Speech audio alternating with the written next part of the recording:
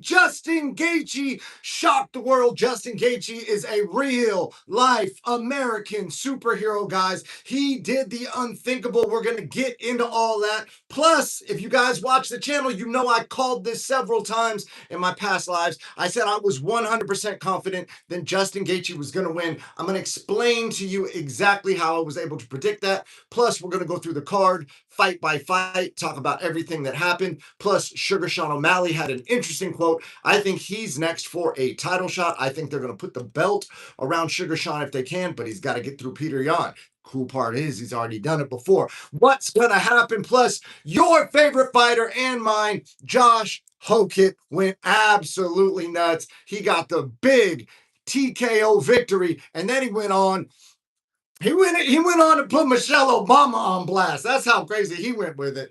Guys, my name is King David Hogan. I'm at King David MMA. I'm no longer, I was formerly known as King David Hogan. My name is King David MMA. I'm a professional MMA champion. I'm a Brazilian Jiu-Jitsu black belt. My uncle is Hulk Hogan. I coach and I train at the world's greatest gym, Extreme Couture, everybody. What's up? Make sure that you guys go ahead. Listen, you know who's a real one? Justin Gaethje, all right? So we're going to drop a real one t-shirt in the chat and we're going to get right into it. Make sure you send your coach to Studio Millions because martial arts changes lives. And I'm trying to change your life and your coaches. So go ahead and send them to Studio Millions. We'll get them right and they will absolutely love you for it. All right, guys. So make sure if you're not already subscribed, the chat's already popping off. I'm going to read the chat right now. Guys, I appreciate you hopping on. Thank you to everybody subscribed. Channel's about to crack 600 subscribers like butt cheeks. No diddy. And we're going to get into the chat and then we're going to get right into tonight's UFC 250 Freedom America versus everybody card. Let's freaking go. Hey, what's up? Cool, I'm on. Hey, man, John Hogan in the building with the wavy emoji. Thanks, brother. Good to see you in the chat. John Dong, that was crazy, bro. How crazy was that? Dude, and it looked like he was trying to get out of the fight because his corner was saying, hey, he can't see out of his eye. He can't see out of his eye. Like you never say that. You never say that. In the fighters meeting and the rules meeting, every single fight from the time you're an amateur to you're a pro, they let you know, dude, if you tell the ref you cannot see, they will stop the fight. It's almost like, not to say this is what he was doing. I don't think Ilya was doing this, but you know it's a code word. You can go like, oh, I can't see out of my eye, and they'll stop the fight. And then you go, what? And then you act surprised. It's like they'll even tell you that in the back. I've been back there with the commission. And this was in Texas for a Bellator fight. I was cornering in Bellator. And my teammate was fighting. And they literally said, hey, man, if you want to stop, you can verbally tap. And then we'll say that we stopped it. We'll take all the blame and you don't have to take any blame. They're literally telling you ways to get out of the fight. The refs tell you, hey, man, I let it go. Or they go, hey, man, I stop it quick. Or they talk to you before you go fight. So that was crazy. His corner should have known better, man. Not to say that's why the fight got stopped. I think the fight got stopped. He needed the fight to get stopped at that point. I don't think he could actually see at that point, but fuck, man. I knew Gaethje would beat, I knew Gane would beat Pereira, but I never thought Gaethje would beat Ilya. Dude, I literally almost hopped on live right before and I wanted to do an updated picks where I picked Cyril Gane. I posted on my Instagram like a little, 30-second short where I was like, hey, man, Cyril Gane's got a chin. Cyril Gane's got a chin. I'm just saying he's got a chance, right? I didn't have time to come on here and make a live. All right, we got Arpan Patel in the chat, 9777. Let's go. You know how we do. I knew Justin was going to give him a problem because of the Josh Emmett fight. Yeah, bro. You know what I mean? Success leaves clues. We got Arpan the Don saying, love this show. Man, bro, love you guys. John Dong in the chat. Whose resume is more impressive this year so far? Gaethje's or Strickland's? Oh, I thought you were going to ask whose resume is more, because you were going to bring me up as predicting all these things. Whose resume is more impressive, mine or Conor McGregor's, to see in the future of fighting? You know, so far, Gaethje or Strickland, dude, those are two crazy American bad motherfuckers, right? Too young, and the back of the head hits from Gane kind of made me mad in the last few. Dude, that fight was nuts. That was fucking crazy. That was crazy, man. That was fucking nuts. I called Justin shocked the world. Let's go, man. Hey, real ones know, guys. That's why the shirts say real ones. That's why the shirts say real ones, because real ones know, man, don't get caught up in the hype and the bullshit. You know what I mean? We keep it very, very factual around here. All right, let me try and adjust this real quick. We're gonna get into it. All right, guys. So hold on. Let me pull it up. Let me pull this shit up so we could actually do a professional ass fucking stream for one time. UFC White House card, full card. So we can go through these fights one by one because I got a lot to say about this shit. I'm sure you guys do too. Dude, if I knew how to work a fucking computer, that would be dope, guys. I know how to strangle people. I'm really good at strangling people. Let me see if I can pull the full card up. Da-da-da. All right, all right, all right, all right. So starting from the top, we got Diego Lopez versus Steve Garcia. Man, Steve Garcia, bro, you were winning when you were stick and moving. The game is hit and don't get hit. The second he started exchanging with Diego Lopez, it was lights out. Fuck, bro. We almost got another United States America victory. Bo Nickel did his thing. Bo Nickel did his thing, man. He got a KO, guys. Big KO for the big dog, Bo Nickel. Chael Sonnen was saying that Bo Nickel is ready to fight Strickland for the title. I don't know if he's ready for that type of smoke. I would highly recommend against that. Also, Hoofy, man, the Chandler, bro. Like, I want to see Chandler win, guys. That was tough to watch. Josh Hokett, your favorite and mine, guys. He walked out to my uncle's theme song, Real American, because he's a real American. And he went out there and he put hands on Derek Lewis. Man, he fucked Derek Lewis up, guys. He fucked him up. Man, and Derek Lewis is a big fan favorite, but I think Josh Hokett has now transitioned from everybody. No, Michelle Obama, pun intended. I think Hokett is transitioned, not that kind of transition. No, guys. That's not what I'm saying, guys. Why are you guys implying that in your heads that's not what I'm saying? I'm saying Josh transition from being from people thinking he's cringe to now people are cheering for him. Now people are supporting him. I think people are starting to get the gimmick now, and people are rocking with Josh Hokett. Sean O'Malley, man, he did the walk-off salute, man. He did the walk-off salute, but he didn't actually salute correctly. So, guys, when you salute, you're supposed to take this like little part of your finger, put it right at your eyebrow line, like this, right? And then you don't salute up, you just salute like out, right? So, anyways, uh, I went to military school, y'all. Okay, so that's what they taught me in military school. So he was trying his best, and then he had a dope ass quote about law of attraction and manifestation. And you know we get vibey around here, so I was super into that. Alex Pereira versus Cyril Gahn, bro, that was a fucking crazy one. And then my new favorite fighter and yours, he surpassed Josh Hokett in the last 30 seconds, and Justin Gaethje is an American superhero. Here's exactly how I was able to predict these things, guys. And now that I got that bright ass light out of my face, I'll be able to concentrate a little bit better. But yeah, so let me read the chat. Back in the head, I called Justin Shock the World. I wonder if the weather was hot and stuffy. Yeah, man, it could have affected some of them boys' cardios. Obama is so mad right now. Obama knows what he did, bro. He knows what he did. He knows that woman can't play basketball like that naturally. Come on, dog. Come on, bro. He knows. No, I'm just playing. I'm sure Michelle Obama is a sweet, nice lady. Um, I don't know about any of that. I hear crazy shit on the internet. I hear wild stories on the internet. I don't. The people say crazy shit about me on the internet, right? So back in the day, I was on TMZ. They were saying my Uncle Hulk Hogan disowned me. A bunch of crazy shit over, and they were implying a bunch of crazy shit about me. And then when you tap on the article, the headline is actually like, "Oh, way different than what's actually happening." And I don't even want to discuss it, but it's so crazy the difference between what reality is and what motherfuckers will report.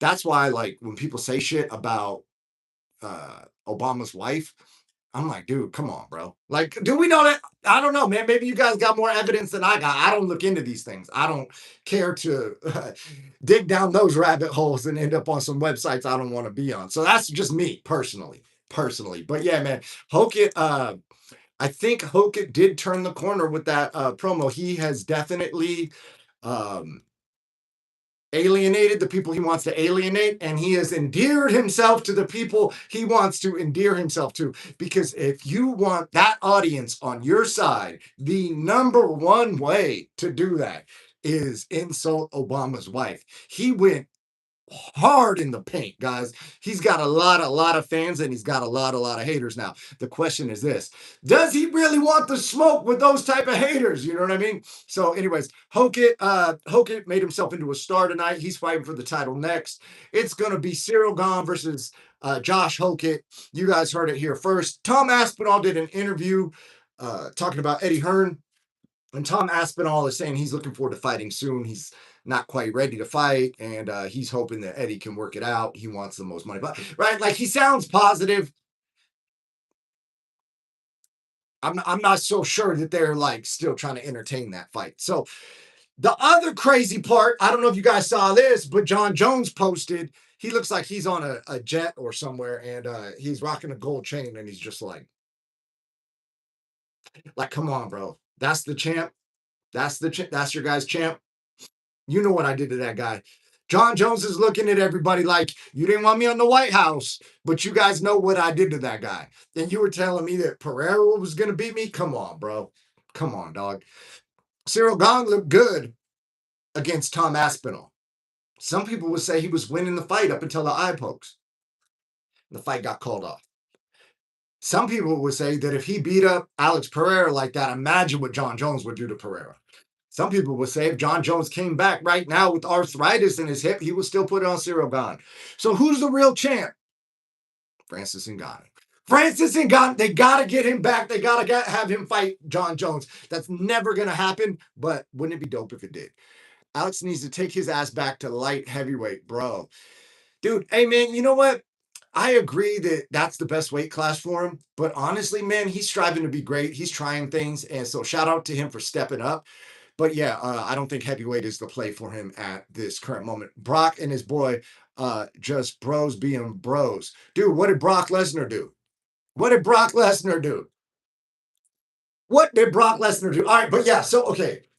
Justin Gaethje is a fucking American superhero. He did the unthinkable. He beat the undefeated two division legend in the making in the sport, Ilia Topuria, the man that everyone said is the best technical fighter on the UFC roster, the man that everyone says has no holes in his game. He beat Ryan Hall, who's the best jiu-jitsu guy out there. He beat Max Holloway and KO'd him, who's never been KO'd before. He outstruck Volkanovski. He beat up Josh Emmett, who's considered one of the hardest hitting people on the planet. And then he went in there and he fought the American highlight reel, Justin Gaethje. Justin Gaethje backflipped off the White House octagon. And just so we're clear, guys, the most important thing about tonight is we need to discuss that my former roommate, who I cornered at Knucklemania, Felony Charles Bennett, invented the backflip in MMA. The victory backflip, guys. We got to give credit where credit's due. Justin will give him credit. Felony knows he invented it. Everybody needs to understand that. That's very important. But so how was I able to know that Justin was going to win? Well, there's several things that I factored in. Justin came to Extreme Couture. I'm on the pro team at Extreme Couture. I trained with all the guys that trained with Justin when Justin came in. I was not in there the day that he came in. I would have liked to got some rounds with him. But anyway, that's neither here nor there. People explained to me what he was very good at and what some people would perceive as holes in his game that weren't actually as bad as advertised. So, for instance, Khabib out-grappled Justin. So some people go, oh, Justin's got no grappling. No, Justin has grappling. People don't realize it because the strength of schedule.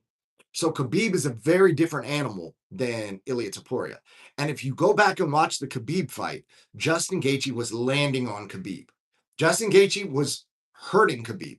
It wasn't looking good. Like, oh shit, if this keeps going, oh wait. And then Khabib started wrestle fucking him and out grappling him. So that Extreme Couture training, where he came in and he trained with my teammates, and then watching the Khabib versus Justin fight, who I believe Khabib would be Ilia Topuria, and then watching Ilia Topuria get head kicked and realizing that Ilia Topuria's thought process going into the fight was much different than Justin's. Justin worked back from the worst case scenario. Justin went from, hey, I'm already dead. This guy's already beat me. I've got nothing to lose. I'm in a primal state. I'm going to get hurt. And he turned on his animal instincts, where Ilia Topuria, even though I'm sure Ilia Topuria trained hard, he believed in his head the fight was going to be easier than it actually turned out to be. And he was telling everybody he's going to get Justin Gaethje out of there in 2 minutes. Dude, listen, Justin Gaethje's hard to get out of there. Justin Gaethje's known for being durable. And when the fight turns harder than the fighter expects it to be, shit can hit the fucking fan. Shit hit the fucking fan for Ilia Topuria. And some people are excellent, excellent hammers, and they're terrible nails. And although he did a good job taking damage, and shout out to his corner too, because this was a veteran move. They started hinting at the eye thing. Oh, he can't see. We need a doctor. But that's a very risky play. What they're actually, I believe, trying to do is get Ilia more time to recover. But they're risking losing the fight at that point because you never, ever, ever, ever, ever say that to the doctor or any kind of commissioner or anyone ever. Never say you can't see out of your eye. But because the corner says it, and then Ilia's like, no, I can see. No. Now the doctor's in there and they gave him an extra minute. An extra minute to recover in a fight for athletes like that is a fucking lifetime. The thing about this is Justin Gaethje has a resting heart rate that's like in the 30s. So his recovery is going to be fucking top tier. His cardio is going to be top tier. He got hurt with a body shot, but because he's in such good cardio shape, and some people, it's part natural. Like they can do the same amount as cardio and strength and conditioning as somebody else, and they can have a way lower resting heart rate, a way higher VO2 max, and it's a natural thing. Like you can see that with Merab, where Merab has freakish cardio. Well, Justin Gaethje has a freakishly low heart rate. And if he can get his heart rate down between rounds, which I'm sure they work on, he can come back and fire, bang, land, and do damage. Everyone says that Justin Gaethje's the hardest hitter they've ever fucking hit. Everybody that fought him. Also, Ilia Topuria's strategy, if you listen to Ilia Topuria talk, he says what he does is he pushes the pace, pressures, tries not to take any damage. And then when he starts to see them fade in like the 3, 4, 5 minute in the first round, then he'll put it on them. And then he'll do the same thing in the second. And he'll put the pace on them at the end of the round when they start to fatigue. Well, the problem with that is when he was doing that to Justin, he took damage. So in my head, when I hear Justin has a resting heart rate of 38 and I'm hearing he's the hardest hitter, and when I'm hearing, oh, Ilia Topuria is going to try and push the pressure without landing as much damage until Justin's tired, he's at risk for getting damaged. That's why in previous lives, I was so sure Justin was going to win. So it wasn't just fucking, oh, I got this feeling, but those are the things that you can piece together in an MMA training camp where you can start to look at people. It's not just about the X's and the O's. It's not about the combinations always. There's pace of play. There's who's got the better ability to withstand damage and come back. There's who it's almost like being a front runner, right? And all these guys are good in every area. I'm not saying that, but in the areas where there's a slight difference, where Justin's a little bit better at being a hammer and he can come back. And Ilia's not quite as good Justin's good at being a nail. Justin's getting beat up. Oh shit, but he can come back. He got fucking hurt to the liver, right? Bad. That was a sick ass body shot. He got like slapped in the head. Boom! Liver shot, right? Great liver shot. That would have stopped a lesser man, and Justin's so durable. But when Ilia was on that side of it, Ilia didn't seem to be as durable. The same thing that Justin said in the post-fight speech with his face. He's like, dude, you got to study my face because something's wrong with me because I don't take damage. And I'm like, dang, bro, he's got a good point because Ilia looked fucked up. Let me read the chat real quick. What's next for Justin? Dude, can you imagine if Justin would have called out Conor McGregor? Conor, I think you're going to beat up Max Holloway and I want to fight you. That would have been crazy. That would have been crazy. Justin he can't retire. There's no way he's going to retire on that note. I feel like he should have retired right now in the cage, let the fucking F-16s go off overhead and all kinds of shit. But it was nighttime, so you couldn't see the F-16s as well. But maybe they could do a fireworks and he's fucking standing there with two belts. That would have been epic.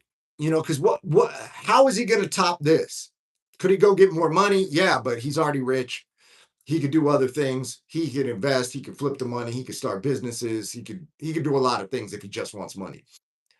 But what moment could possibly top being the fucking biggest underdog possible and fucking beating he just beat him up and he weathered the storm and he fought through adversity, man.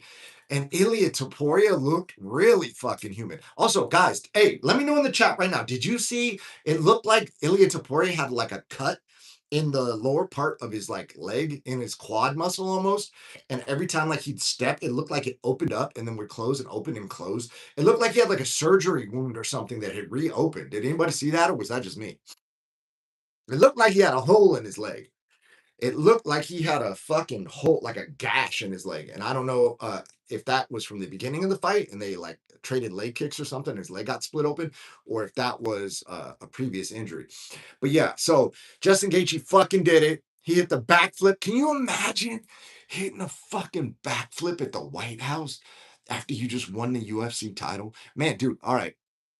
Shocking confession. I don't even know how I should say this on, but I'm in this like phase of pushing my authenticity. I was getting emotional, guys. When I first turned the stream on and I was seeing the fucking red, white, and blue, and I was just like, dude, they really did it. They really did it. Like, can you imagine being Dana White? You used to carry luggage as a bellhop. And now you brought the UFC to the White House. Like anything's possible, guys. Anything's freaking possible. And then a lot of people shouted out God, Jesus Christ, and they also shouted out Sean O'Malley shouted out the manifestation, law of attraction, which I believe is also a spiritual teaching of many religions. Sean O'Malley said it's wild what your mind can do when you use it. Which is wild, right? Because he's over here visualizing a walk-off knockout with a salute, and then he fucking does it at the White House. Man, if you are what you say you are, a superstar, then have no fear, right? And speaking of have no fear, faith over fear, right? So I believe that also contributed to not only his win, but Justin Gaethje's win as well, right? Because there's three types of faith.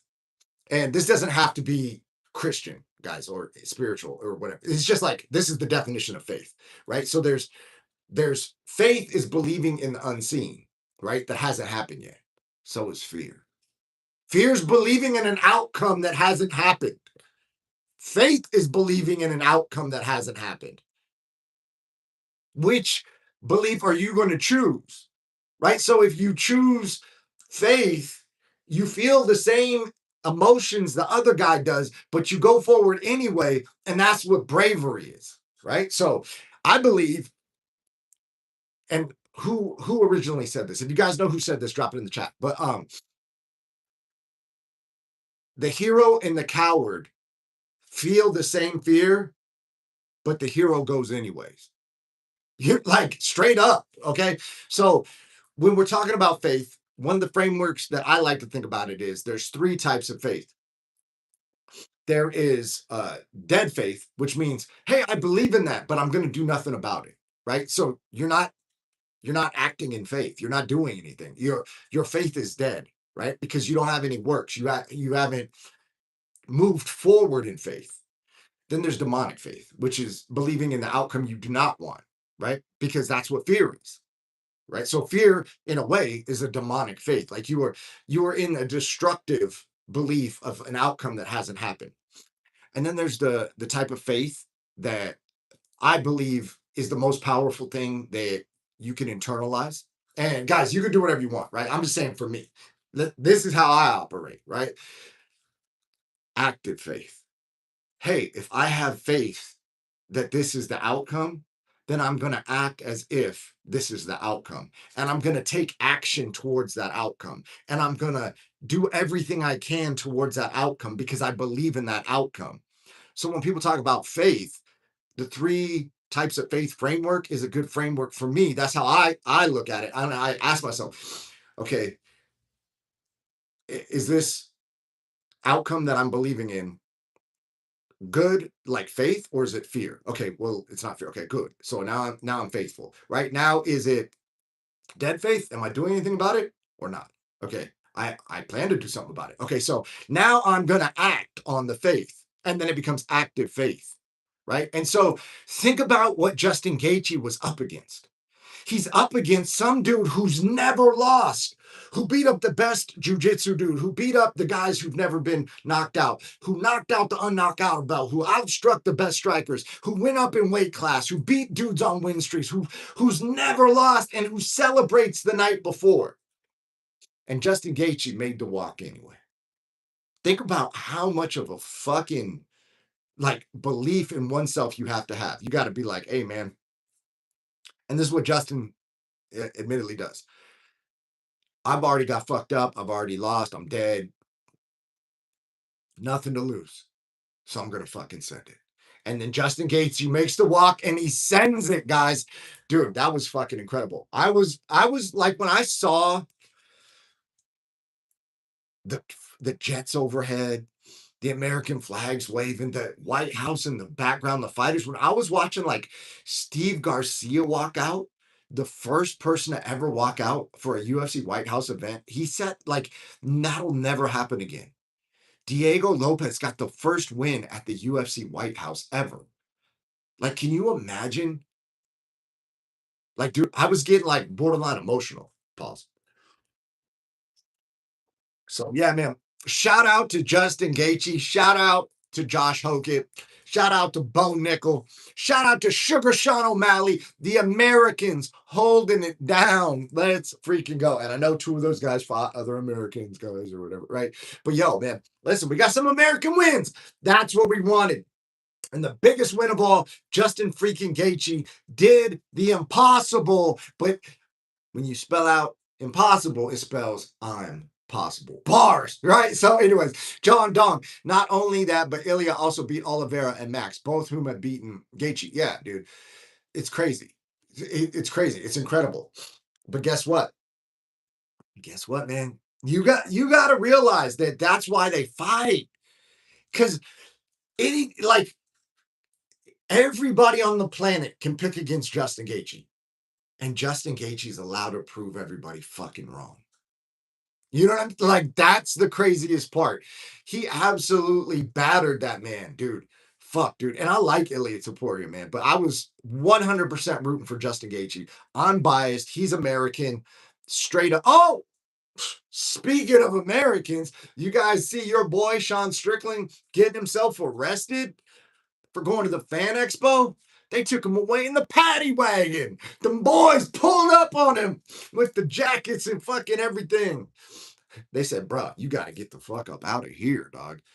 You are not welcome on these premises, sir. They snatched him up like the fucking body snatchers. Put him in the paddy wagon, bro. They dipped out with Strickland's the biggest star in the whole UFC right now. And you know what? Gaethje might be, man, because who knows how many fucking people worldwide saw that and are going to see him win and backflip. So Justin Gaethje might be right there. But in terms of like the people's champ, nobody's more popular than Sean Strickland right now. Nobody. Nobody. And then the fact that he goes out to be with the fans and he got arrested just to be with the fans. Like he was willing to get snatched up by the police to be with the people. He's a man of the fucking people, guys. Dude, there's his stock is through the roof. Dude, and what are they gonna do? Fire him? He's the fucking champ. He's the UFC middleweight champion of the world. They're going to fire him and go let him fight Jake Paul for $100 million. They can't fire. What are they going to do with the guy? He's going to do, and he had no shoes on, man. He had no shoes on. I thought he was from Florida for a second. You know what I mean? That's how they do it out there.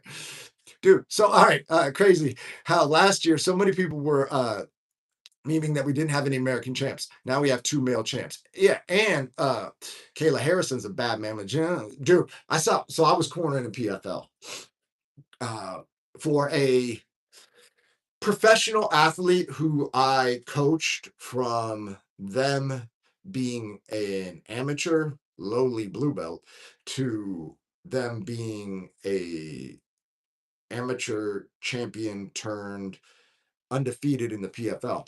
And when we went out there, Kayla Harrison was there, dude. Guys, Kayla Harrison has the physique that you want to have as a man. She's fucking jacked. She's mogging everybody, bro. That chick is buff, dog. She's like a little fire hydrant. You know what I mean? I was like, I was back. I didn't see her from the front at first, right? I just saw like a tank top and traps and fucking guns. I said, yo, who's this buff little bodybuilding ass dude with the long hair?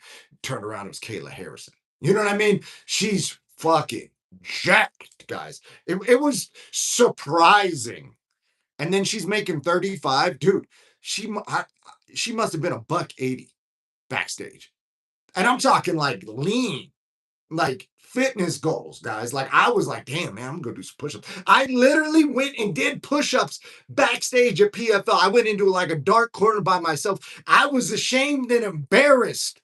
And so I went and did push-ups because I didn't want to get mogged by Kayla Harrison, guys. You know what I'm saying? Like that's how buff she is. And she's so locked in. She's so inspirational.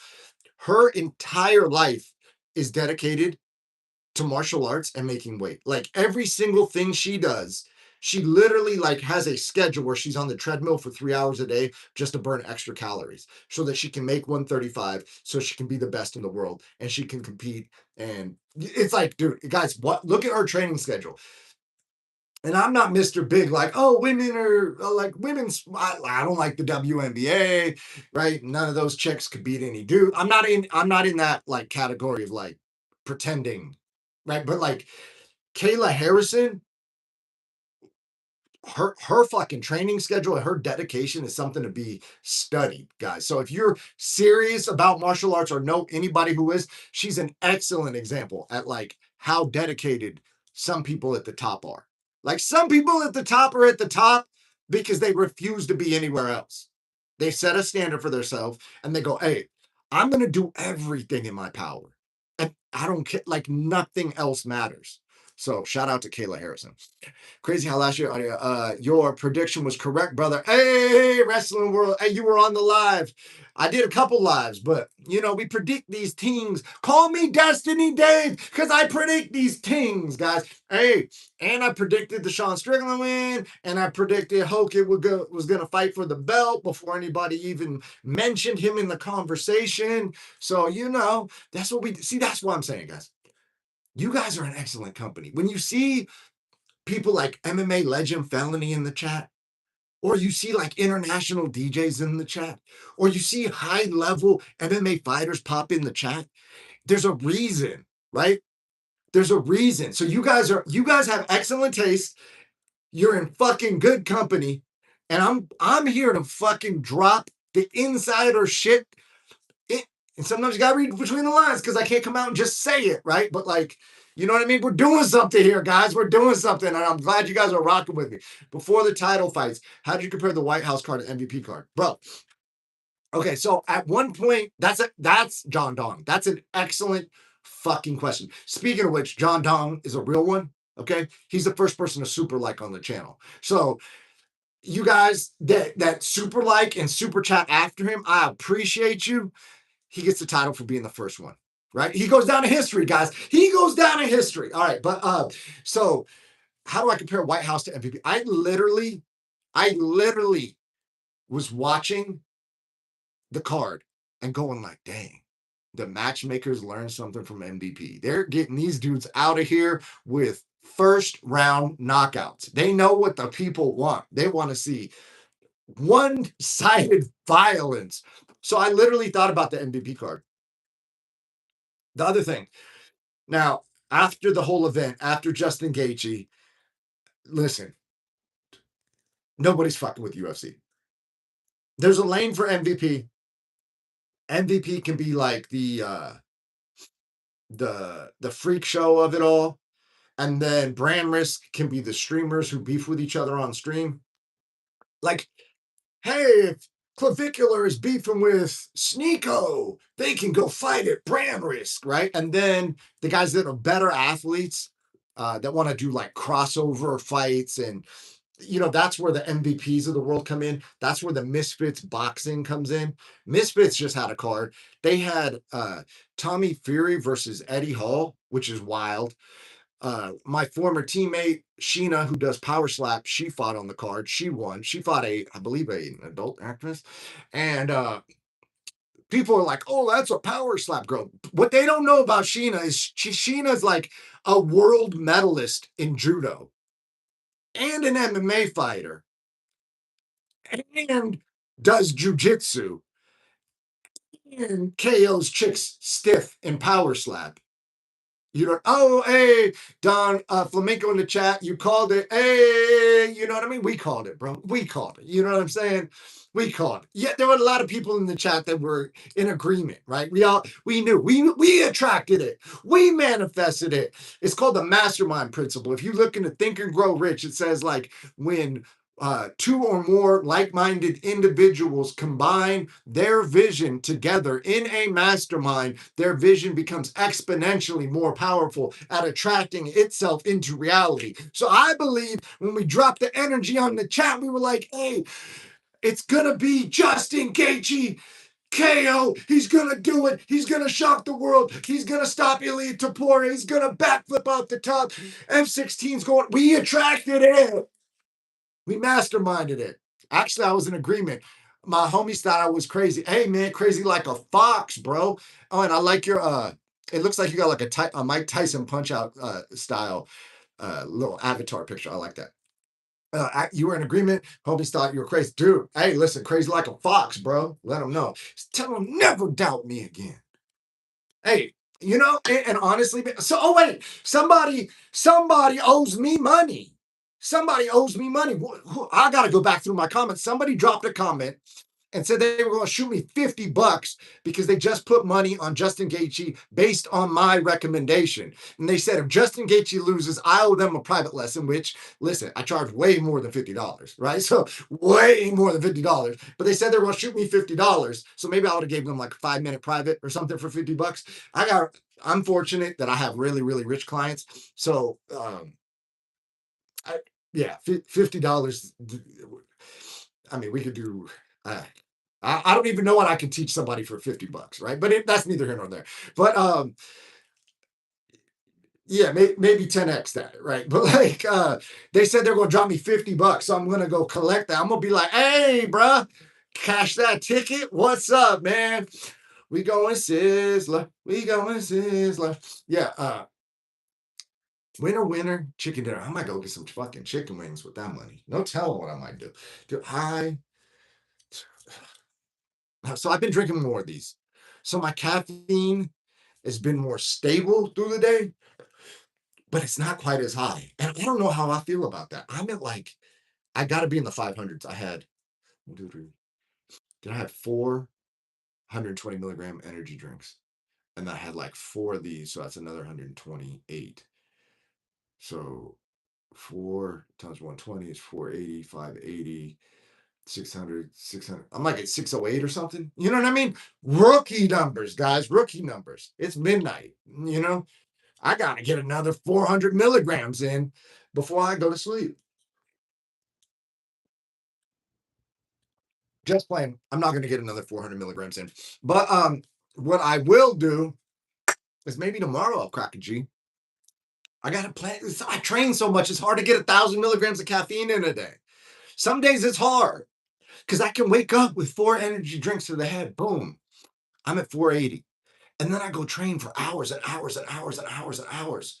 And then by the time it's nighttime, it's like, dude, it's already getting late. I got to hop on the live. I'm only drinking 1 drink during the live. It's a whole process, guys. People think to get your caffeine up to a G a day is just like, oh, yeah, man, I could do that. You think you could do that till it's time to do that. All right. Also, you never thought, John Dong also never thought Bo Nickel would KO Dawkins. Dude, How crazy was that? Especially after he took him down in the first, and then Dawkins tried to like almost buggy choke him.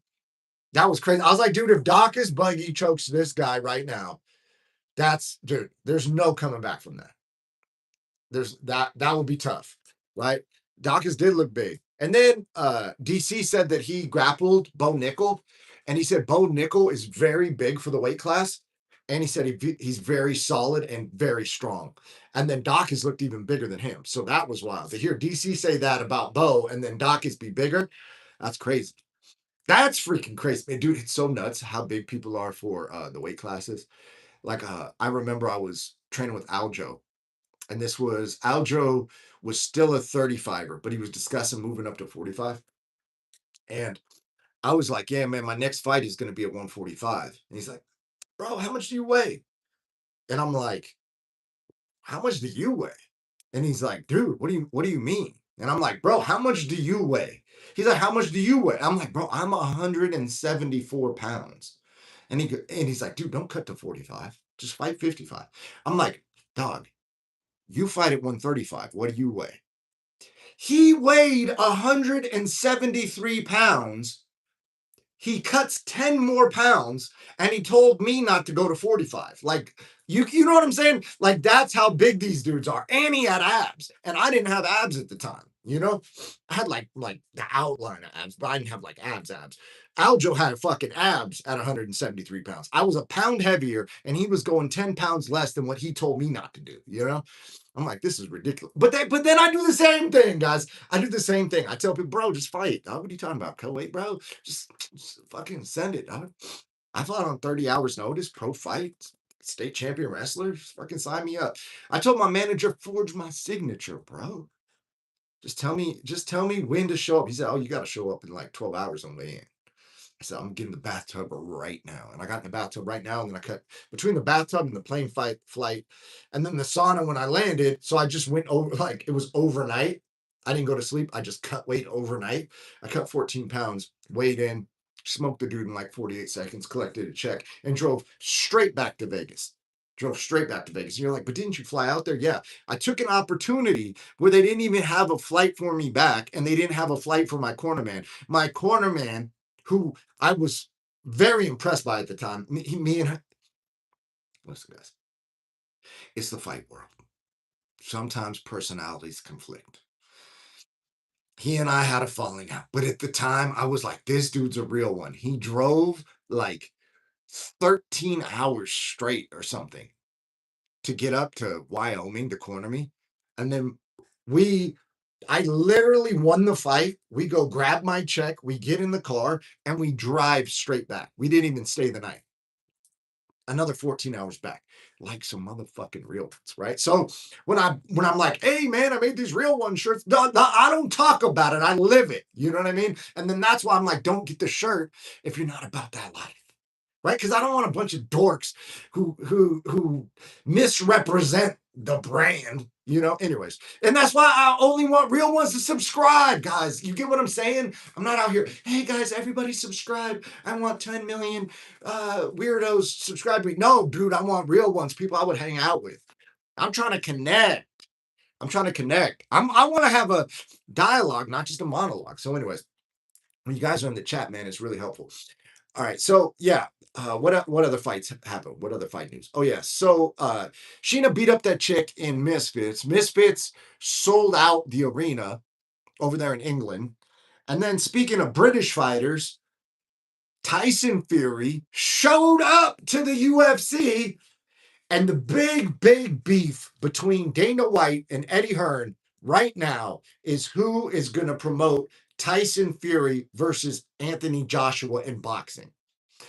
Tyson Fury on tonight's White House card. Oh, and we got to talk about Conor too, because Conor dropped a promo, guys. All right, so Tyson Fury showed up and said he's going to have a big announcement with Dana White soon. So it looks like Dana White is promoting the Anthony Joshua Tyson Fury fight, which will infuriate Eddie Hearn, who manages Tom Aspinall, and having an angry manager who's beefing with the fight promoter you are contracted to is not good for your career. So Tom Aspinall signing with Eddie Hearn may have got him more money in sponsors, but is now cock blocking his fighting career as the UFC heavyweight champion. And it's only going to get worse because Dana's going to keep winning. That's Eddie Hearn's trying to beef with Dana. Dude, Dana's going to win, bro. He was just at the White House. He's sitting next to the president. Like, they literally had a UFC on the lawn. You think you're gonna beat that guy? Dude, no, bro. He's working with the fucking Sheikh of Dubai and the fucking Prince of Saudi Arabia, and bro, he's in there like swimwear, bro. They say if you can't beat him, join them. Eddie Hearn should join them. Eddie Hearn should go, hey, Dana, listen, man. I tried, bro. Good. It's like if you go roll with somebody and they ball you up, it's better just to learn from them. You know what I mean? Like, let's say you're a white belt, you come train. You're not going to win. I'm going to ball you up. And then rather than get mad at me over it, you just go, hey, man, dude, you're really good. Can I learn from you? I'll go, hey, man, I like you. Right? So that's the difference. Maybe Dana would look favorably up. And it's like Eddie Hearn can't bring himself to do that. Well, that's Eddie Hearn's ego problem then. Because the reality of the situation, Dana's more powerful, Dana's more established, Dana's more connected, Dana has your fighter under contract, Dana has the best lawyers on the planet. That dude is locked up, lock and key, will not be able to get out of the contract. You have to work with Dana. You have to. And other than that, we're not going to see Tom Aspinall. Which is a shame because Tom Aspinall might be the only person who is not retired who can actually make a claim that he could beat Cyril Gahn. And someone needs to beat Cyril Gahn, or else John Jones is walking around as the uncrowned champ, even though he was crowned and gave the belt back. So John Jones is just walking around like, dude, I'm beating all these guys without even fighting, bro. What are you talking about? Pereira? Oh, the dude that lost to Cyril Gahn? You're talking to me about Pereira.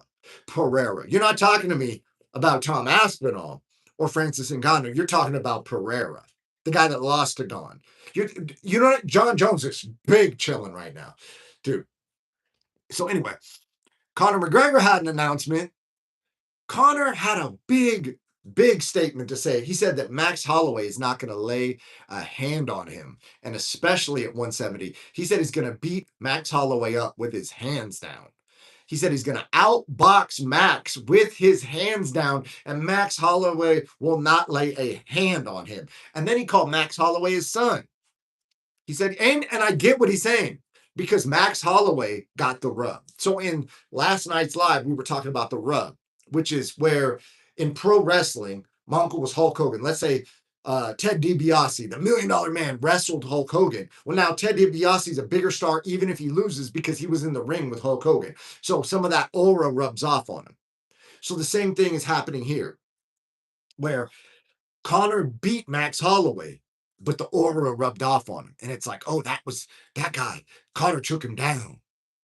Conor took Max Holloway down, right? Like, so there's like the legend of that fight that's circulating. And then it's, okay, Max went on to do great things. Well, part of that is the rub, right? So then a lot of people don't know this, but Conor was excellent at negotiating numbers because he not only negotiated for his pay-per-views, but he would also bring the numbers to the UFC for what someone did before they fought him and after they fought him. So like, let's say Max Holloway, before they fought, every UFC Max Holloway on did whatever, let's call it 400,000 buys.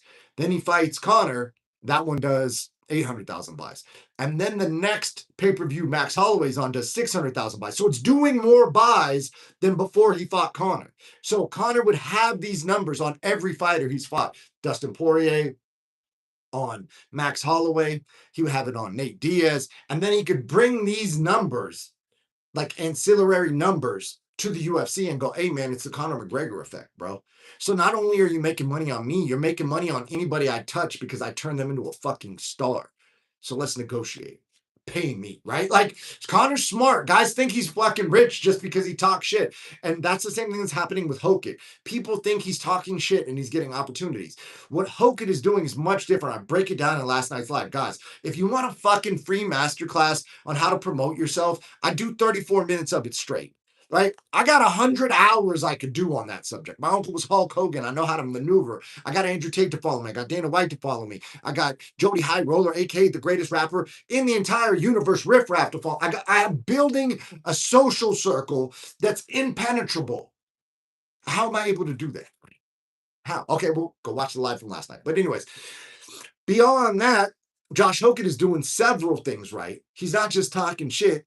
He's calling out strategically the right people. He's even talking about Strickland. He says Strickland should come up to heavyweight and fight him. Well, guess what's a big fight? If Josh Hogan is the fucking champ, let's say he takes down Cyril Gahn and beats him up. Hogan's the champ.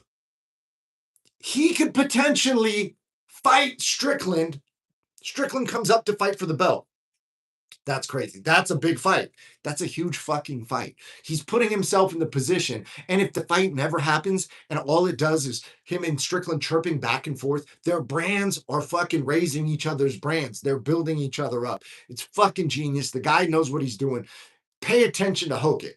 Anyways, I forgot which chat said this, but I remember saying it would have been funny if Gane beat Pereira because he now has beaten both him and Aspinall, sort of, who are big fan favorites. Yeah, at the time, I remember that.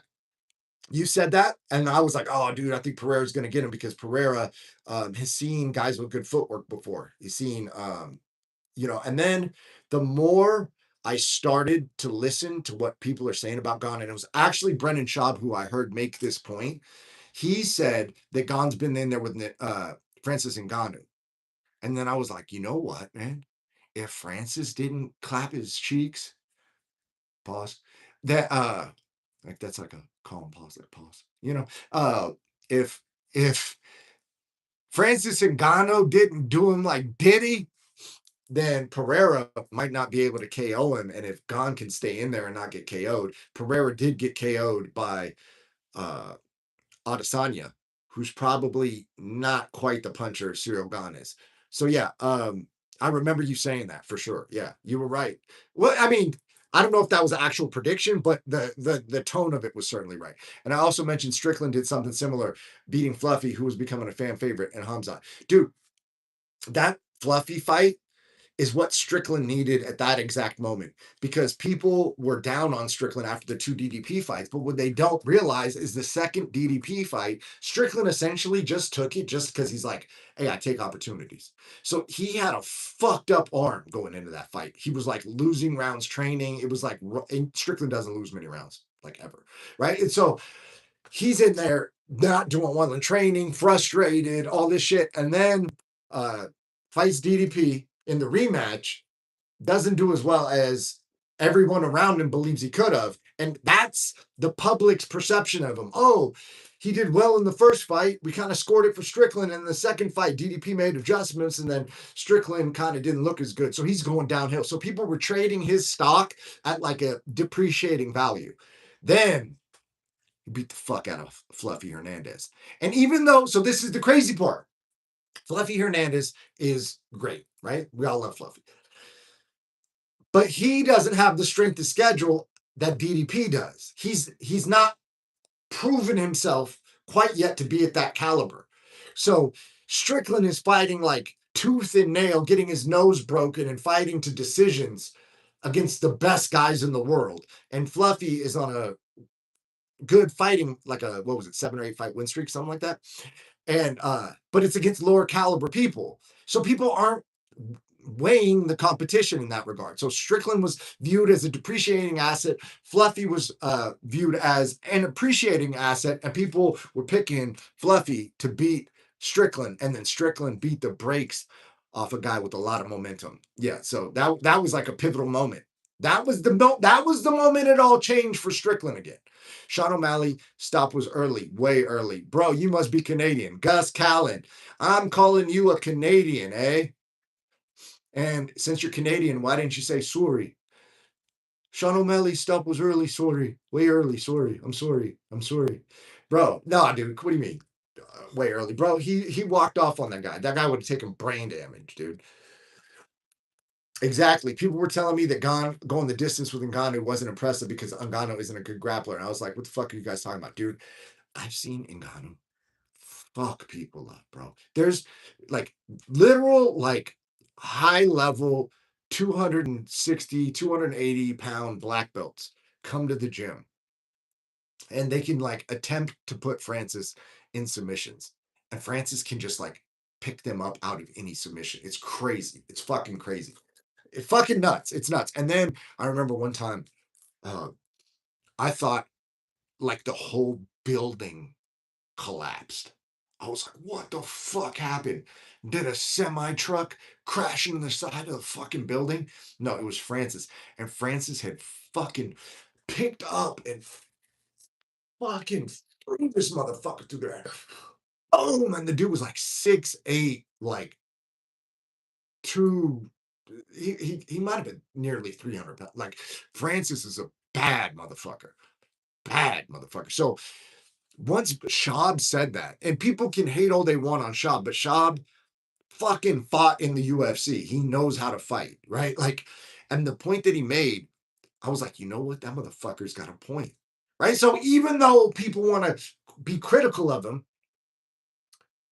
you can still gain insight from somebody who you don't agree with on like, oh, Sean, Brendan Schaub does lawsuits on other YouTubers. What's that got to do with his fucking fight picks? What's that got to do with his insight? So like, there's a skill in life that I try and develop, which is what can I learn from this person?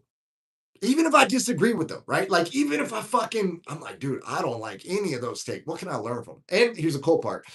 I'm a big fan of Brendan Schaub's podcast, guys. So, I'm able to learn from him without having to separate things. Sure, Ngannou isn't the most technical fighter, but he makes for it by having power and physicality.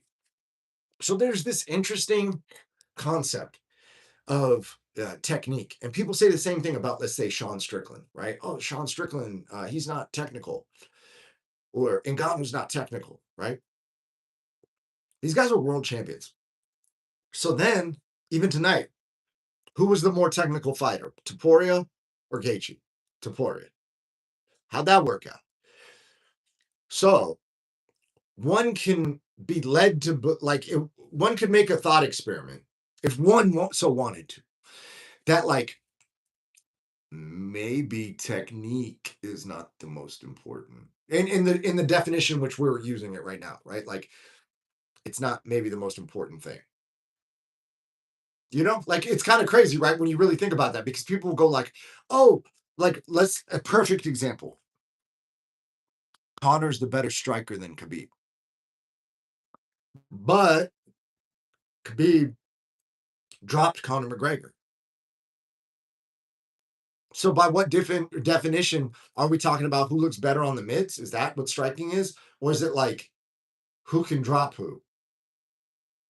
And then well, Connor's technically better. Well, then if he can't drop him with those techniques and he can drop him with his techniques, then what actually is technically better mean?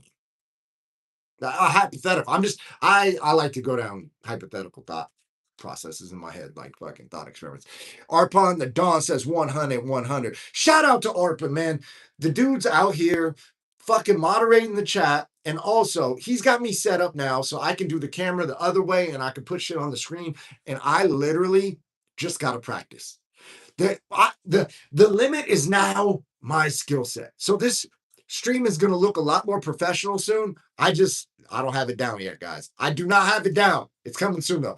That is true. Being technical isn't everything. It's crazy when you really think about that, right? And then it's like, well, then what is everything? And if you go back and watch a video I did on You Don't Know What You Don't Know and the Dunning-Kruger effect, then we can start to ask ourselves questions that other people aren't asking, and we can develop skill sets or strategies or tactics, right, that are outside the realm of normal thought or like the current narrative. And then we can fight people in those ways, in those areas. And they're like, what the fuck is happening? This guy's not just boxing and wrestling with me. It's crazy. What? My coach is telling me to posture up. Oh my gosh. Wait, I postured up and I got fucking put in a triangle. Well, I didn't clear a collar tie. Oh shit! Like anyway, I'm getting too in the weeds now. That's exactly what I was picking on against Aspinall. People were telling me that Aspinall is just going to take down Gon and sub him because Aspinall's a better grappler. Don't work like that, bro. You are 100% right. That is not always the dude. There's a lot of variables, man. Even tonight, like you guys saw the armbar attempt from Hokit. Hokit's a better grappler, clearly, but he didn't finish the submission. So what was the problem? Can anybody in the chat tell me what the problem was with the armbar? You know what I mean? Like it's wild, right? So, anyways, especially someone like Gon who's extremely big and athletic. Yeah, dude. Yeah, and so then that factors in too, right? There's like these X factors. There's stuff you don't see. Like, oh shit, that guy can close the distance way faster than I thought. Oh shit, he seems like he's out of range, but boom, he lands on me. I have a teammate. His name's Cameron Williamson. He used to live with me, and Cameron is very rangy. So you think you're out of range, and he'll like double up a left hand. He'll go like straight left, and you're like, oh shit, I'm out of range. Because on everybody, you're out of range. The punch is short.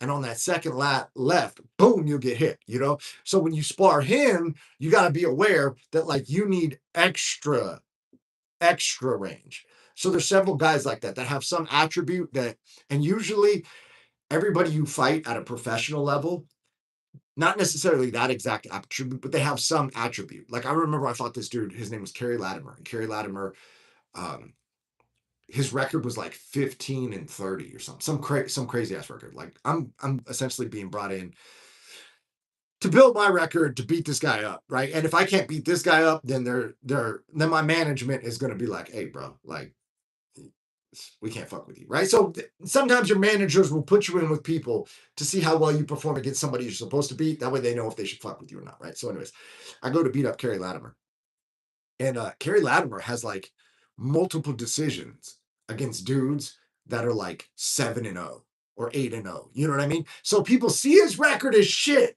but what they don't see is that he's fought like really good guys, and he's gone the distance with some of them, right? Now, when I get in there with Kerry, right, I'm like, dude, this little fat sloppy dude, fuck this guy. You know what I mean? And I get myself into a headspace where I'm gonna fucking mark this dude.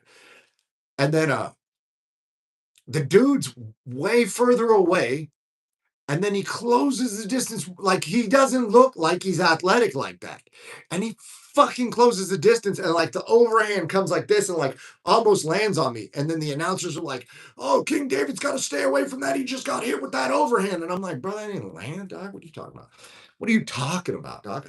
I'm slick with it, bro. You know what I'm saying? Just because it grazes my shoulder doesn't mean that this like all this right here, partner, you know, we keep the money maker protected, bro. I know what's fucking keeping me famous on fucking social media, going viral and shit. You know, this is good, right? Oh shit, my guy. Ty, what's up, bro? It's underdog season. I owe you $50, bro. Appreciate you, man. Send that over, guy. I will take that, dog. And I'm gonna probably buy some fucking chicken wings with it. You know what I mean? I'm probably gonna winner chicken dinner. I'm probably gonna buy some fucking hot wings with it. That's what I'm gonna do because I get down like that. You want to talk about winning? You know what winners do? They eat buffalo chicken. They eat buffalo chicken with blue cheese, hot and spicy. Let's fucking go. So yeah, I'm glad Gaethje won, man. I'm glad you collected on that bet. I'm glad you watched the live. I'm glad that you made a play, bro. And I'm not the biggest dude to support gambler or anything, but I love winning. I love fucking winning, and I'm happy when you win, bro. I'm happy for winners. I support winners. So, anyways, on that note, I love you guys. Thank you for subscribing. Thank you for having notifications on. I go live at all kinds of different times. We predicted these Justin Gaethje things, and guess what?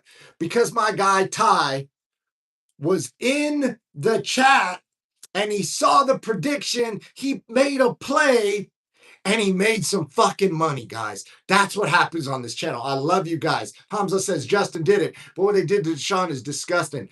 Bro, Listen, hey man, tonight's a win. Tonight is a win. We won. America won, bro. America won. Strickland is gonna be more famous than ever.